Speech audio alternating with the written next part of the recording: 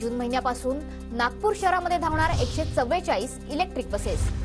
Charging स्टेशनसाठी वाथोडा परिसरात काम सुरू, नागपूरकरांना मिळणार सुखद प्रवास। बुलढाण्याच्या संग्रामपूर, शेगाव आणि खामगाव परिसरामध्ये अवकाळी पावसाची हजेरी, वादळी वाऱ्यामुळे अनेक ठिकाणी झाडं उन्मळून पडली, रब्बी पिकांचंही मोठं नुकसान। बुलढाणा लोणारच्या दैत्यसुदन मंदिरामध्ये किरणोत्सव पाहण्यासाठी नागरिकांची गर्दी। प्रत्येक वर्षी मे महिन्यामध्ये शून्य सावलीच्या काळात पाहायला मिळतो किरणोत्सव। सांगली, मिरज, कोल्हापूर, पुणे आणि सोलापूर रेल्वे स्थानक बॉम्बनं उडवून नेण्याची धमकी, संबंधित आरोपी पोलिसांच्या ताब्यात।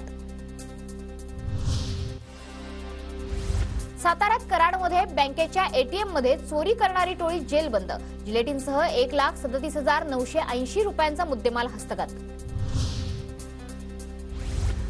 बुलढाण्याच्या जिल्ह्यात उद्यापासून कोरडे हवामान राहण्याचा अंदाज, शेतकऱ्यांनी किडींचा प्रादुर्भाव रोखण्यासाठी उपाययोजना कराव्यात, कृषी विभागाचं आवाहन। भंडाऱ्यात 22 मे पर्यंत वादळी वाऱ्यासह अवकाळी पावसाचा अंदाज, आपत्ती व्यवस्थापन प्राधिकरणाकडून सतर्कतेचा इशारा, शेतकरी मात्र चिंतेत। चंद्रपुरात तिघांचे बळी घेणाऱ्या ताडोबातील भोला वाघ जेरबंद, चिमूर तालुक्यातील निमढेला परिसरात वाघाला डार्ट मारून जेरबंद करण्यात यश। परभणीत पाणी पुरवठा योजनेचा वीजपुरवठा खंडित, भर उन्हाळ्यात परभणीकरांची पाण्यासाठी भटकंती।